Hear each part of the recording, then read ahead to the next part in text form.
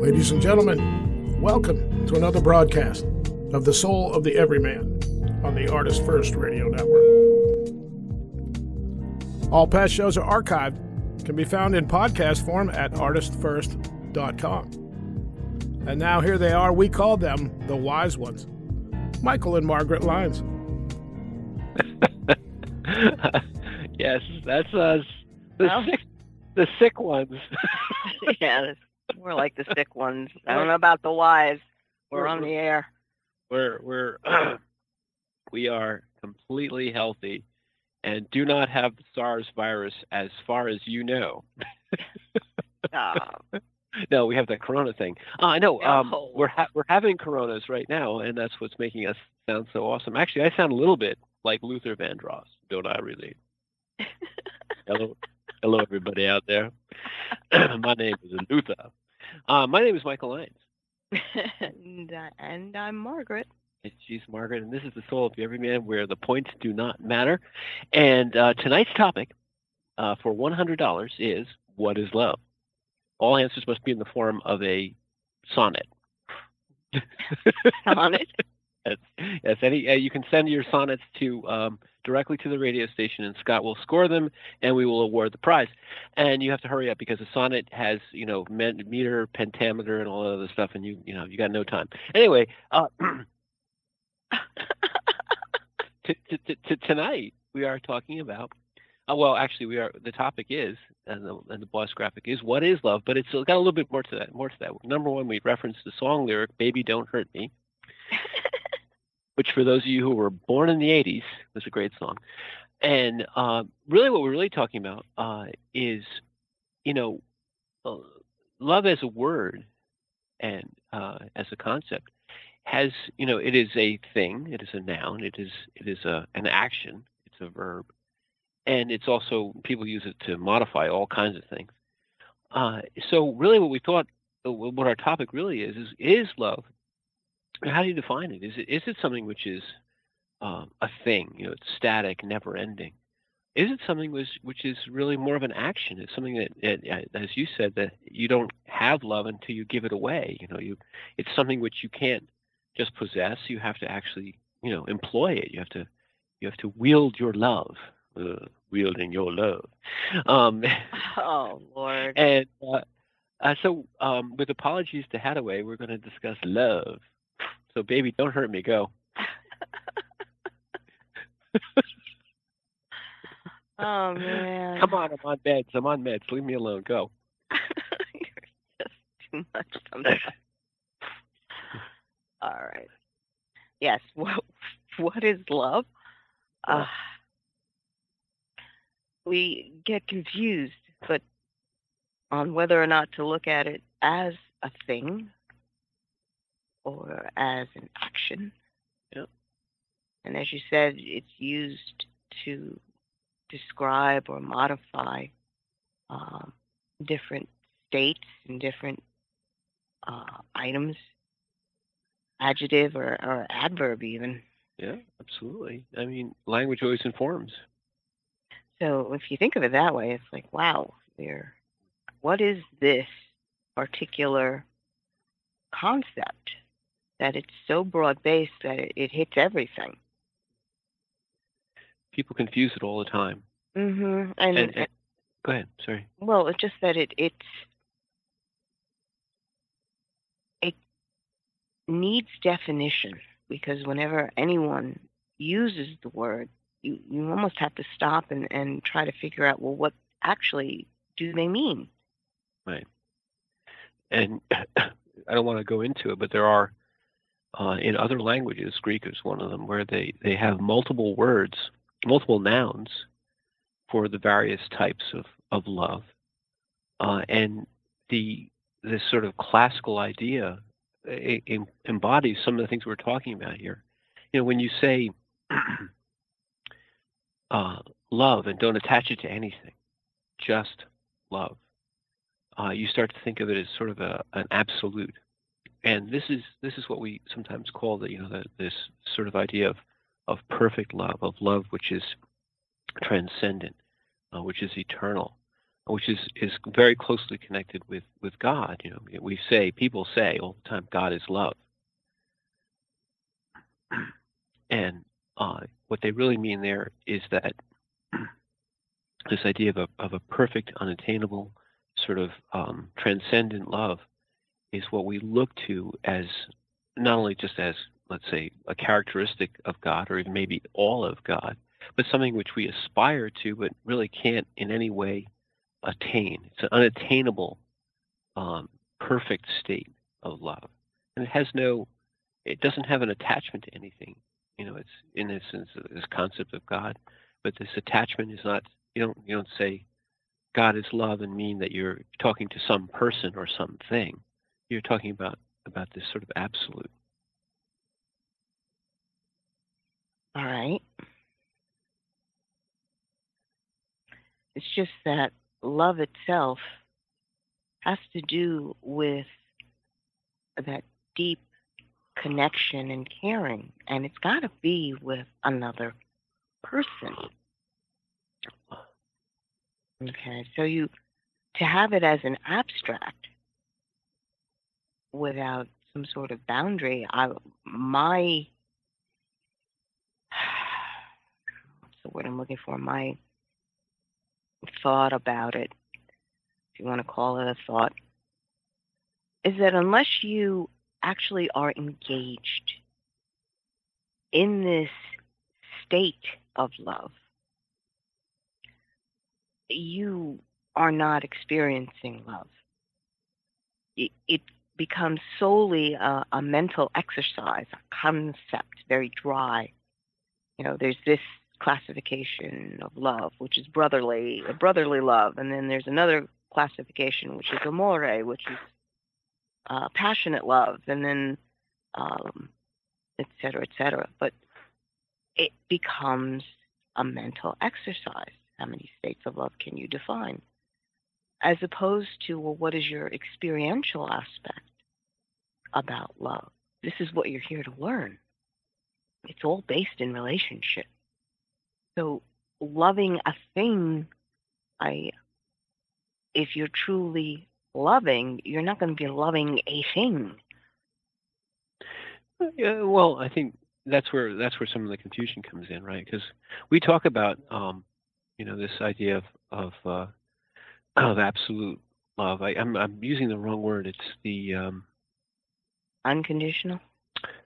That's the word. It's the meds. Well, unconditional love is something that we associate with God, with a sort of a perfect state of love. And I think we aspire to unconditional love in relationships. We never get there. We aspire to unconditional love in our relationship with the all, with the divine, but we don't get there. And we say that one of the characteristics of the divine is that we are loved unconditionally. But it's something that as humans, as incarnations, we can't get there.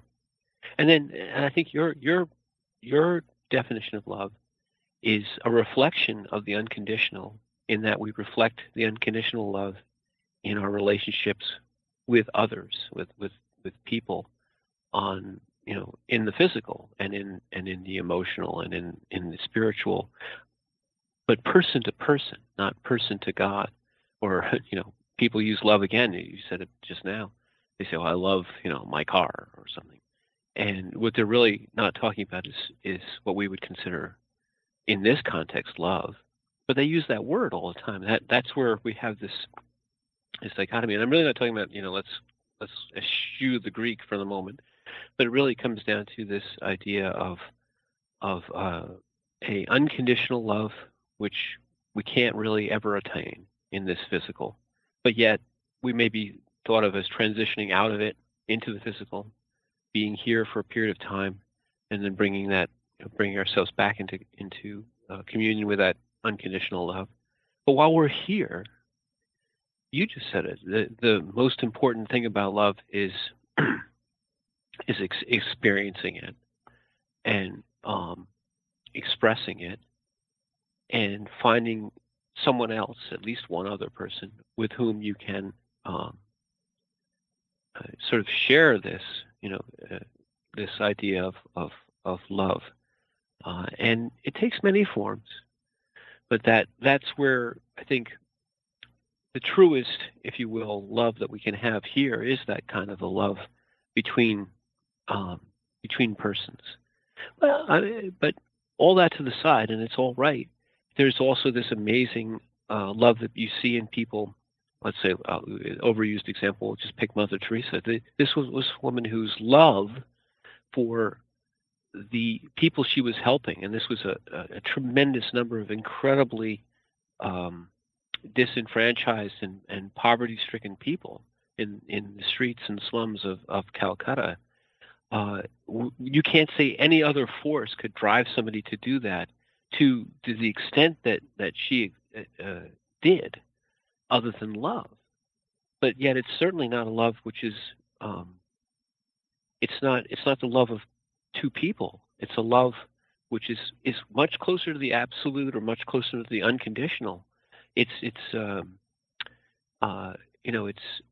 love that's given far more than maybe it's received. It's much more of a love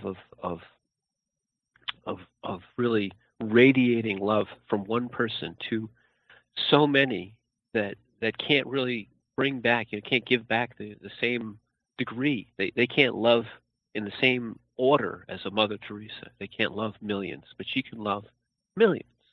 And this is something which is different again. Well, the word itself, you're taught in school, at least I remember being presented with this concept that, you can love an object, like subject, object, verb kind of thing. Right. And you need to be able to love an object, the love being a verb, and it's got to be focused on something. And it gets confusing because it basically teaches you that, well, you're supposed to be like loving your objects. And there's nothing wrong with enjoying them and liking them, but truly loving, it's just, you may have a preference, like I love pizza.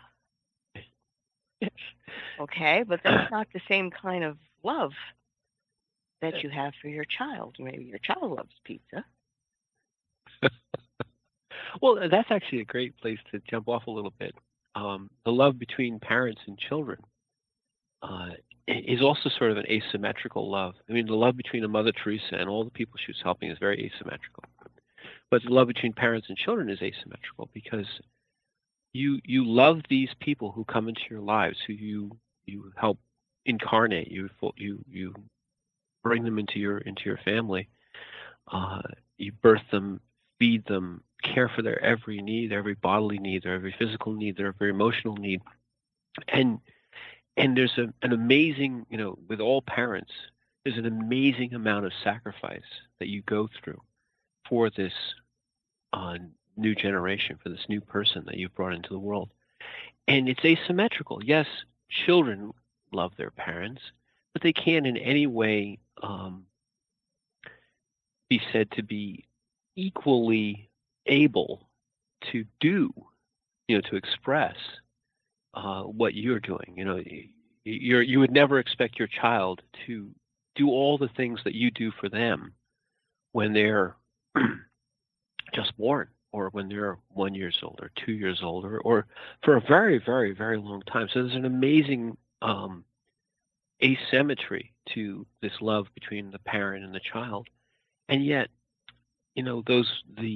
the filial bond, the bond between a parent and child is so great that you do see when it becomes more of an equal proposition. And then you also see, where children will take care of their parents who are failing, or their parents who are aging, not always, but and almost turn the circle around, where you were cared for, and now you are the care giver. And you can, of course, you can see it normally in your own children. You have children, and then you suddenly realize how much your parents were doing for you, because you now have those burdens. It's all love, but it's a love It's a love that flows through the generations now, instead of flowing just person to person within, within a relationship, which is still incredibly important. Now, this is the one which starts here and flows. It flowed into you from the previous generation, going back throughout time, generation to generation. Love was given to you, and now you pass it on. So you're part of this chain of generations. And not everybody has children and all that, but I mean, you know what I mean. Well, and it's actually a baseline kind of experience, even if your parents were not all that great. Right? The love is still there. You're alive. Life was brought in. That's high, because most people want to look at the love experience as solely a pleasurable thing. Yes. Yes. But when you begin to really embrace the concept of a relationship of love that matures through time and through experiences and places, you understand that pleasure or pain is just, it's part of the landscape that goes by as the relationship itself grows and expands and matures. Your own concept of what love is, because it is something that is part of the growth process. So it's ever changing. You should stop right there, because there's a wonderful point in there. Is that it's not, love is not, people confuse it with the pleasure, or they confuse it with the good times, or they confuse it with many, many things. The thread of love flows through all of those things, and yet you can't define it by any one of them. It's part of all of them. But we talk about the bonds of love. Again, language always informs. When you give yourself in love to anything, there's an obligation. Things? To anything, any person, any concept, anything, any relationship. There's a bond. Love is extending, but it's also enfolding, and it does link you with someone. When you turn it around, when you break a bond of love, you feel a tremendous injury. When love is broken and trust is broken, there's a tremendous injury done, because there's you have extended yourself and given part of yourself to the other, and made yourself very vulnerable. These are parts of love. Love is a bond. It's an obligation. It's full of pleasure and full of many, many different things. But what binds you, child to parent, or person to person, is a true extension of yourself, which you give away. This is what you were saying before. Love is you don't just give love in a Hallmark card. You give a piece. People say, I give a piece of my heart. Well, give a piece of your heart. And with that piece, you give someone or some other the ability to harm you at your core. So there's a tremendous amount of trust that's built into love. Children, by their very nature, have to trust those who bring them into the world implicitly with their life, with their well-being, with their nourishment, with their safety. And so that amazing love that a child has for its parents almost immediately is really an incredibly important bond that is formed at their conception, at their birth, that you then have an obligation. You have this love for them is so great that a parent will willingly trade their life for the life of their child, without thought. Right. Right. Well, it's their life becomes more precious than yours. Yes. At your heart. You understand that your heart has opened, and this little being, or the person that people say is the object of your affection, but it's more than that. This being enters your heart, and you keep them there forever, because that relationship is a forever bond. Now, yes, it grows and it changes, Yes. good or bad, but the bond is always there. For your heart is involved and their heart is involved. Right. And that is the foundation and core of the experiences that you put into your eternity bank. Yeah. Those forever experiences. And again, I reiterate, good or bad, but those are foundational. And the interesting thing is, most people will be like, well, no, I want the perfect relationship. Okay, well, the perfect relationship is going to have ups and downs no matter what happens. Are you willing to accept that? Well, what is the bonds of most matrimonies say, for better, for worse, for richer, for poor? Because this is a very abbreviated way of saying that your love bond is to be stronger than any vicissitude of life. But I want to go back and make sure that we don't miss something, because you again have these amazing points, and I have to, like, I'm sitting here trying to remember. Okay, so what you said about the heart, when you have this heart bond and you give a piece of the heart. When we talk about the heart, we're always talking about the being state, not the I state. The I state is today was good, today was bad, today was good, today was bad. The heart is being, and being is timeless and eternal, and the relationship of you to the other in love is being to being, eternal. You place them in your heart. We have this language of placing someone in your heart, but what it really means is that you and they, the other and yourself, be in the eternal moment together. That bond is not broken by death.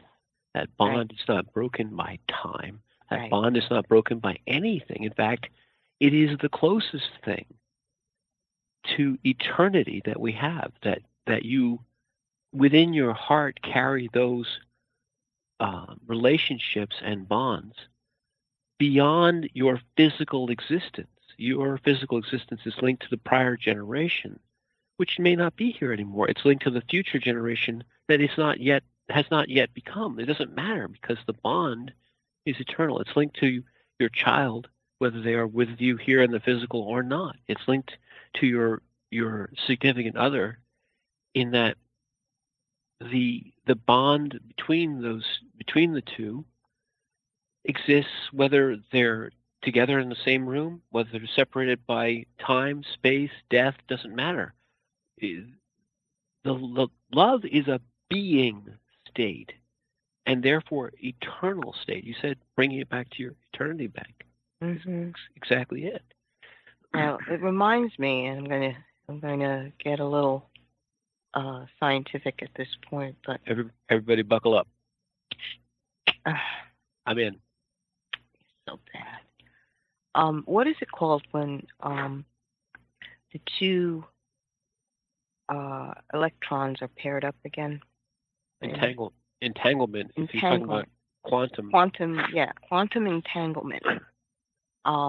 What they found is that when you move one electron and the other electron is off somewhere else, it moves the exact same way. And it was Einstein that called it spooky motion. Spooky action at a distance. Spooky action at a distance. Yeah. But that, the theory that's being projected at this point is that it's going through another dimension. And that's why this is happening. It's just we're perceiving it only in these dimensions, these 4 dimensions, but there's a fifth dimension where it's outside of, and that's where their connection actually is. Right. And when you move one, you move the other. Right.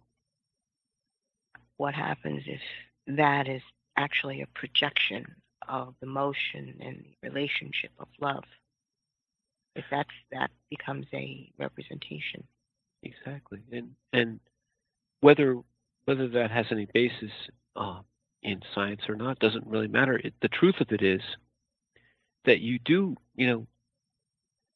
apocryphally, and I think in our own individual experience, you have the idea that you can feel when someone whom you are connected with is troubled. Yes. Regardless of distance. Yes. Yes, because there's a heart connection. And there's a heart connection. And because you care so deeply, you know when there's something wrong. Right. And the person comes up. And usually what happens is that the feeling comes up, not what is this feeling? It's not right. Right. Whatever ill feeling the other person has is the ill feeling that you're receiving at that point. Right, or sometimes good. I mean, the point is, it's good. You're linked to them on a extra physical level. Let's call it. Not to get too scientific or too paranormal. Right. But yet, even in further than that, you have these bonds with folks. Who hasn't had the experience of a vivid, some would say almost a life dream of someone who has passed on? You are speaking to them. Maybe you don't recognize the people that are in your dream, but you know that this is a real, true, timeless experience. It has nothing to do with the physical. It doesn't really have anything to do with being sleeping. It's just that in that state, in the state of quietness of the mind, you feel their presence and you are able to enter into an eternal moment where you can have a new experience with them. And you come back and you can feel again, sometimes very, very poignantly, the loss or the separation. But there's also this amazing feeling of I'm still connected. They're still there. They're still, they continue. And it's at the basis, it's at the root, I believe, of our human connection to the eternal, is that we, and this is through all societies from the beginning of humans on this planet, feel that we have a part of us which is eternal and which goes on.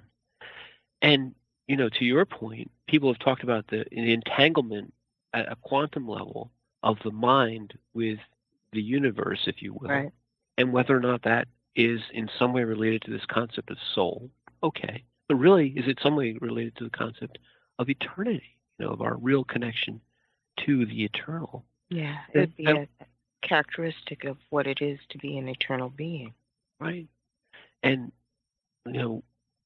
love as a vehicle for this eternal connection. It's not, Margaret, people confuse love with many, many things. They also confuse it with an emotion.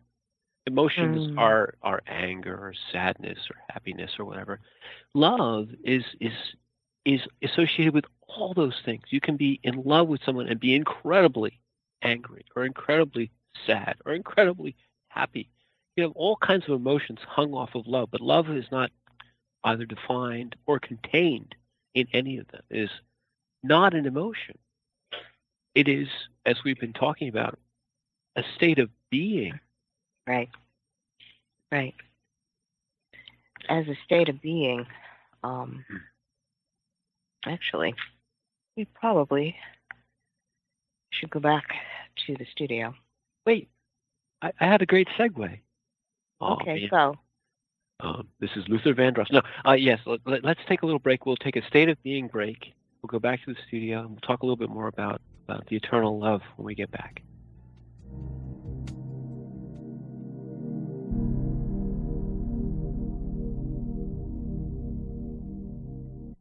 The wait is over. First Blood, Book 2 of the Blood series is out. Your favorite bad boy thief, Dev, is back, and the beautiful and deadly Trey is right there with him. She is sharp, sexy, and full of surprises. Their adventures continue as a new power arises to threaten the world.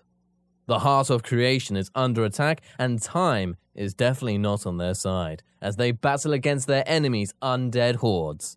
Can they unlock the hidden power that can defeat him, or will his forces draw first blood? Get all 3 installments in the series. Book 0, It's in the Blood. Book 1, Destroyer's Blood, and the new release, Book 2, First Blood, today. Available in ebook and paperback format on Amazon, Kobo, Apple, and most other fine e-tailers. The Timeless Esoterica radio program with Dr. Bruce is broadcast on the 4th Monday of every month at 8 p.m. Pacific, 11 p.m. Eastern on ArtistFirst.com. We explore topics including the paranormal, alien life, mysteries, conspiracies, hidden history, oddities, and much more. Each show will feature a special guest with exciting and thought-provoking discussion. Always keep an open mind, an open heart, live forever, and remember Dr. Bruce believes in you.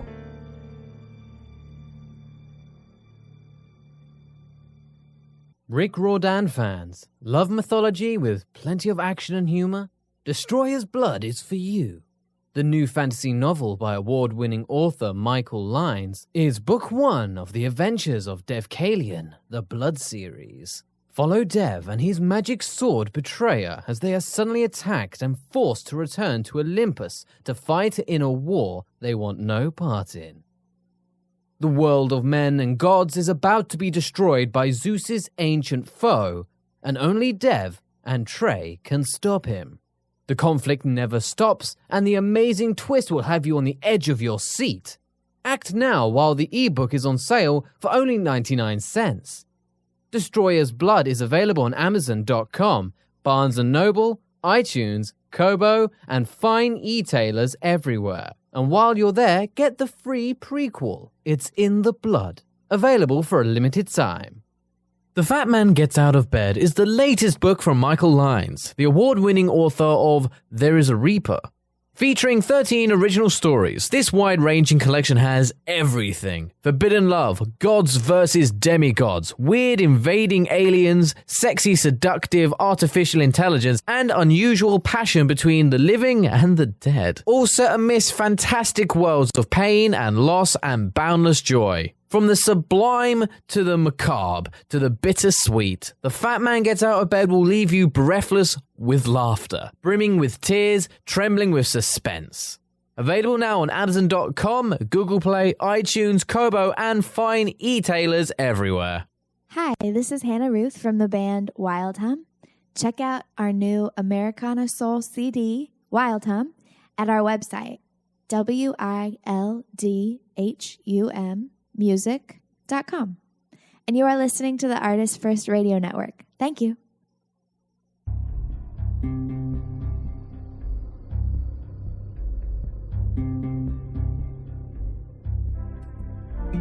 You are listening to The Soul of the Everyman on the Artist First Radio Network.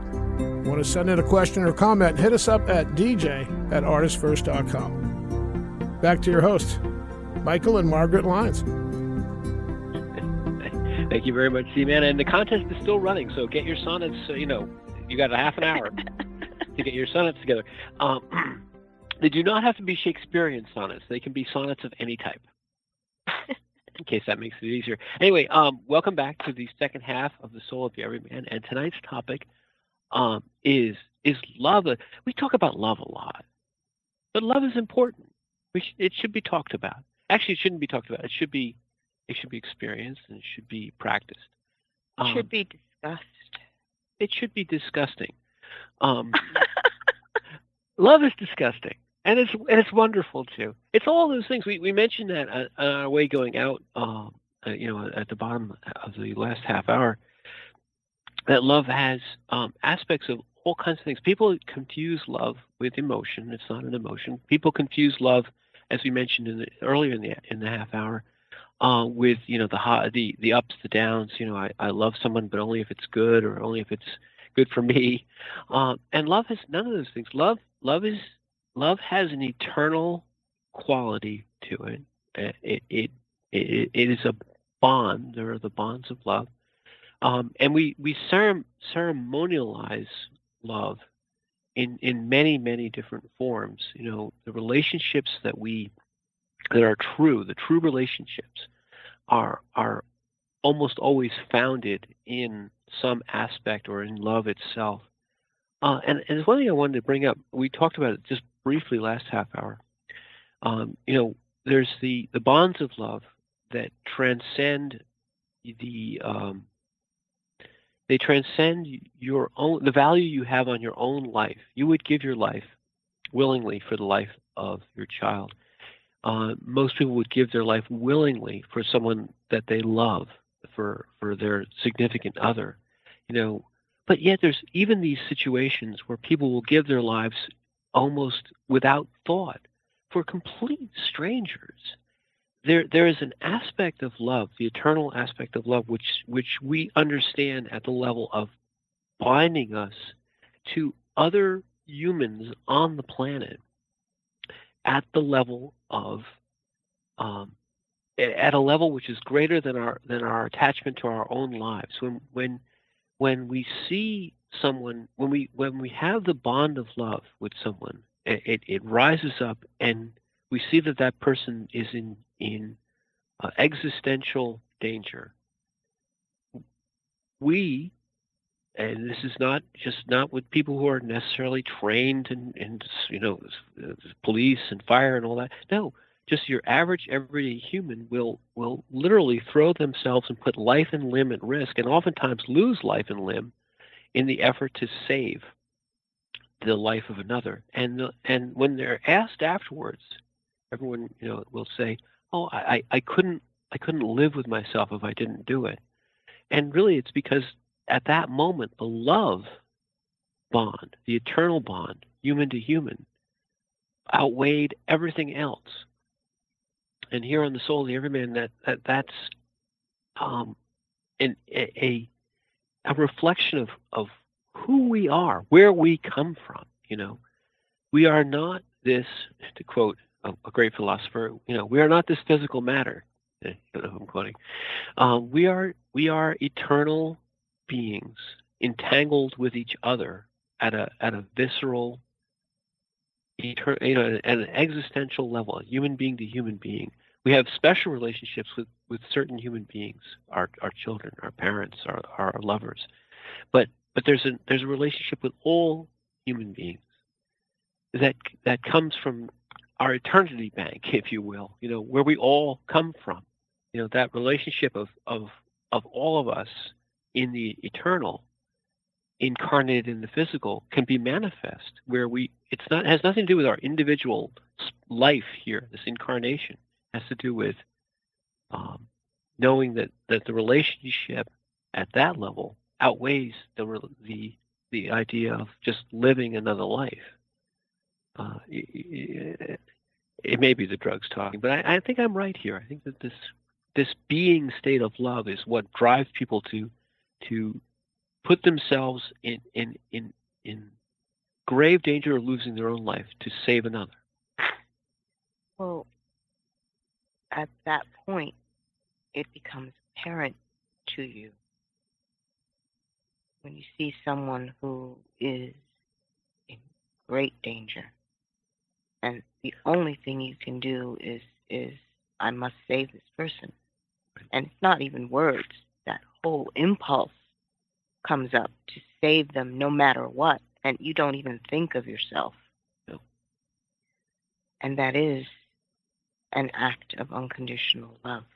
Yes. Yes. So at that point, you suddenly hit the very core of who you are.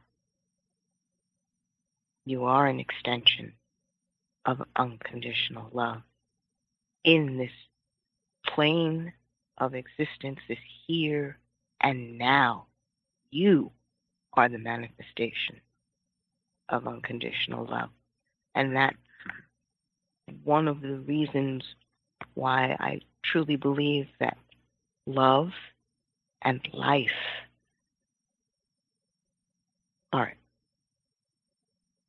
are the same thing. At their core. Mm-hmm. Yeah, and if you don't have, we'll just say that if you think of think of life without love, it isn't worth living. People say that, Yeah, they do say that. Yes, without love, life is not worth living, and they're talking about other things necessarily, but in truth, without the connection to the heart, the eternal, life is not worth living. It is, Nietzsche's, existential, who cares? It's nothing matters. Nothing, it is a pointless exercise. It becomes a pointless exercise without that added dimension of life.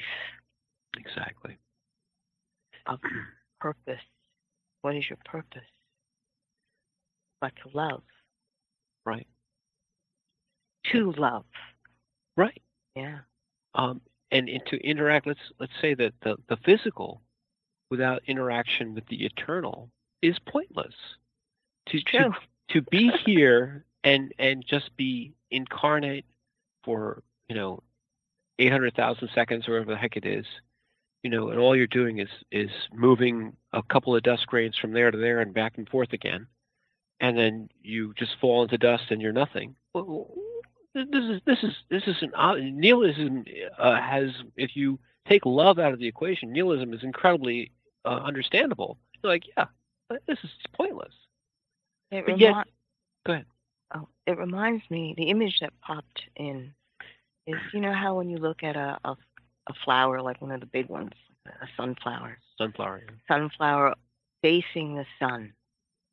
That beautiful image where there's its face and it's open to receive the energy of the sun.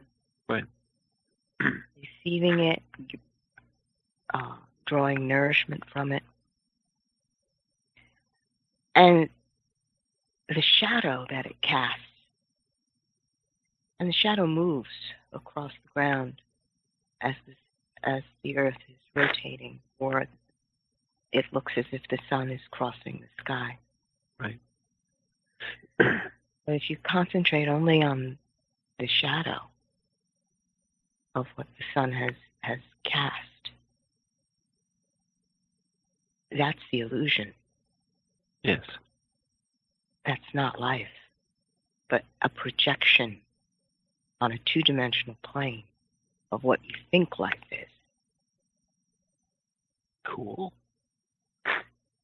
I was still buckled in, so I'm good. That was awesome. That's not me, guys. That's God's divine grace speaking. Well, and but in truth, without the connection to the divine, without connection to grace, what we call divine grace, or what we call a connection to the eternal, this is a pointless thing. And if you really take it down to just the physical, then there's no reason to spend any of your own resources on anything else but you. Right. Because what are children but a burden? I mean, that's true. What are children but a burden? Why would you bother? Why would you even want to have another generation? Because nihilism says, well, it's all pointless anyway. Pointless. Just kill yourself. So just be done. Have nothing. Be nothing. Because the denial of the connection, or the severing of the connection to the eternal, makes this pointless. Right. And one could also sort of turn around and, as a thought experiment, say the eternal without the physical might also seem somewhat pointless. In essence, the physical allows the eternal to experience and to learn and to develop and to grow. Without that, the eternal is static. And I think we're back to the beginning of our discussion. Is love a noun? Is it a verb? Is it static and eternal, or is it dynamic and flowing? And it's both things in one. It is, the yin and the yang, the mandala, the moving. The yin and yang, people see it and they say, well, it's just a white thing with a black dot and a black thing with a white dot. Who cares? But this is a static representation of something which is eternally moving. The representation that you have there is actually continually rotating. It's a sphere, not a circle. It's not a projection. It's a sphere which rotates, and the light and the dark, and the light containing the dark, and the dark containing the light, and the line between the two are all part of it. Mm-hmm. This meditation, this mental idea of what the yin and the yang is a good way of thinking about the static and the dynamic aspects of love. Even this is just a projection. Even this is just an abstraction. But the two-dimensional yin and yang is nothing more than a picture of the three-dimensional, which is nothing more than an abstract representation of the actual moving four-dimensional.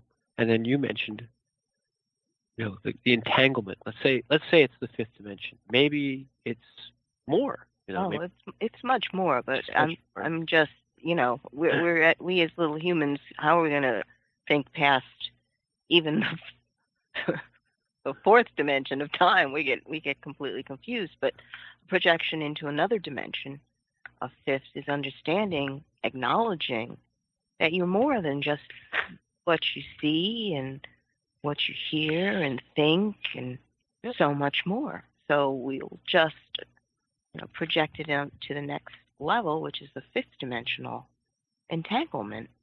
I think the heart is a fifth dimensional, if you think of it that way, a fifth dimensional connection.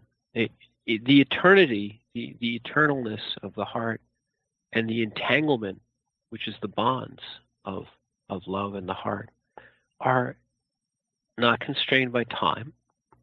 They're not constrained by space. They are not constrained by death. Right. We already understand that they connect us all at some level beyond the physical. So we really, in our own way, have, sort of described through all the different words that we put together for love, and we've described this fifth dimensional experience, which is very difficult to describe in one way, but in this sort of holographic way, with across all time and across many, many people, and the way we're talking about love, with the fact that it's so undefinable, right, does kind of push it into this fifth dimension. We can't quite figure it out, but we know it's there. Yes, it's real. It's there. We yearn for it. Yeah, that is an experience we all yearn for, and you just know that when it's not there, there's a hole. There is a hole in your heart, and you know that you've got to find a way to fill it. That's all you know. That's one of the main reasons why people, get into addictions.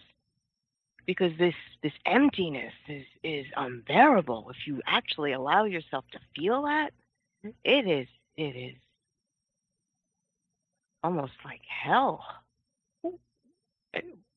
And what we just said before, if you just have the four dimensions, which is really just the temporal existence that we're in, it's total nihilism and not worth living. Right. It's not worth living if you do not have that added dimension. And one thing I'm just going to put in there is it's much more than even 5 dimensions.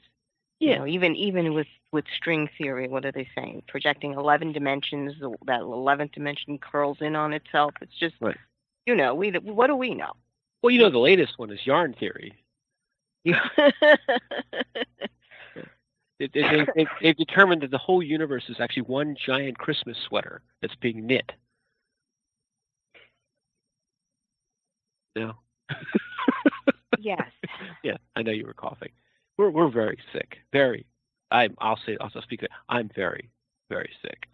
So this is don't take any of this. But no. But in truth, whether we know at a beyond the physical level that the heart is something that we can't really define. The love is something that we can't really define, but it makes life worth living. Yeah. And people talk about love as the spice of life, but it's more than that.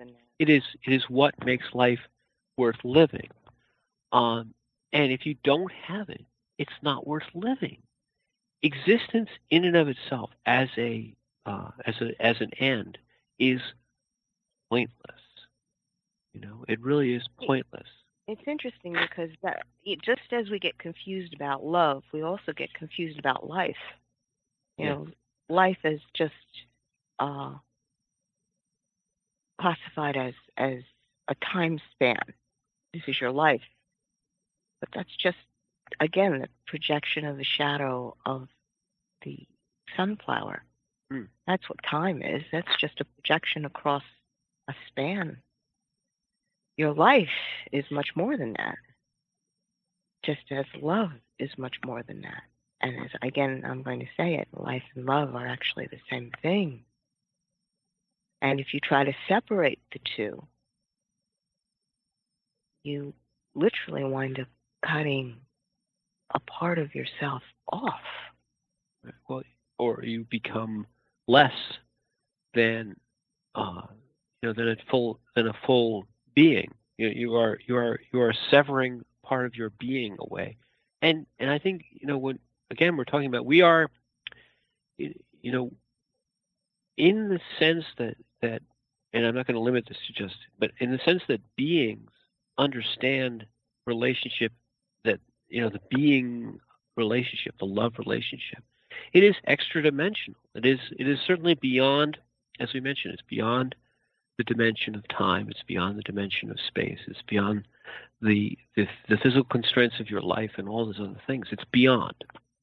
So once you talk about beyond and undefinable and can't touch it, you're into at least another dimension, whether it's multiple or beyond that. And we feel this relationship. We can say that love is a noun, a verb. It is static. It is dynamic. It is extra dimensional. It is eternal. It is a bond as well as a flowing thing. And because it has all these different aspects, yet it is still one. It is still a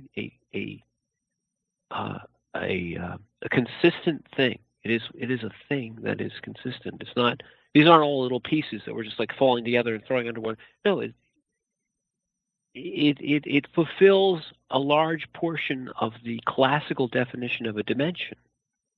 It is also at right angles to everything, which pretty much that works.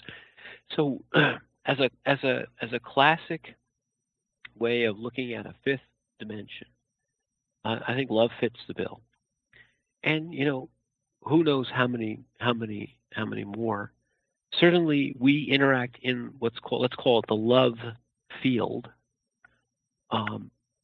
through all the dimensions that we experience as physical and temporal dimensions. We still interact with the love field and it crosses all of them. It doesn't. You don't have love during this second, and then it's only that second. It's all encapsulated in one piece of time. It isn't love that is just for a certain part of the world. You have to go there. That's the love section of the world. It's a physical thing, and you're in the love section, you're good, and you're outside the love section, you're bad. It's you don't have any love outside of here. It isn't constrained by the physical. It isn't constrained by the temporal. So it does fulfill. It checks those boxes of truly being a dimension, and I think we feel it that way. That's how we experience it. we're transitioning through a physical, temporal existence, but we are beings of love with a dimension which exists outside of both those things, of all three physical dimensions and the temporal dimension. And this is truly the decongestants talking, but I think we are right there. That our physical manifestations here, for the period of time that we are there, don't matter to the actual fifth dimensional thing that we are, which is a being which is part of this unconditional love, let's say.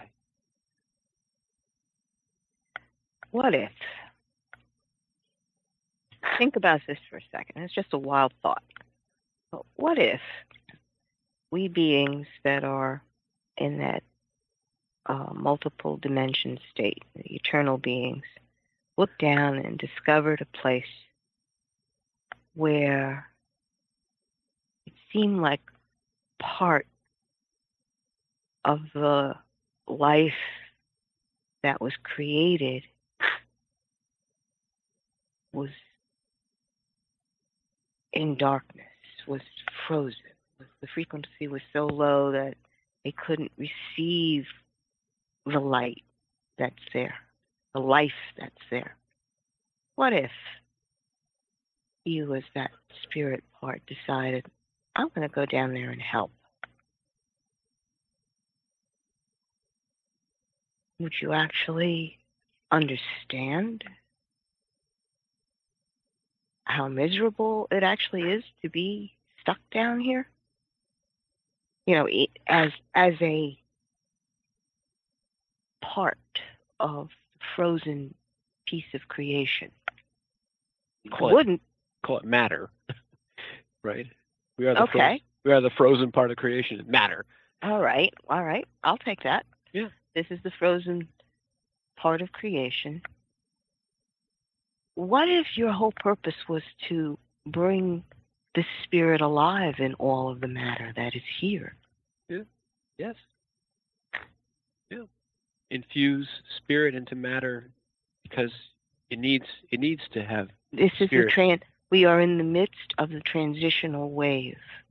Yeah. The extended part of the creation hand that is actually intersecting with this plane of existence, this matter, and enlivening it so that it can transition into a higher being state, higher frequency. Right. I think we've nailed it, man. Anyway, and with that, get your sonnets. You have 2 more minutes. I'm Michael Lyons, and this has been The Soul of the Everyman. Oh, and I'm Margaret. And thank you for listening.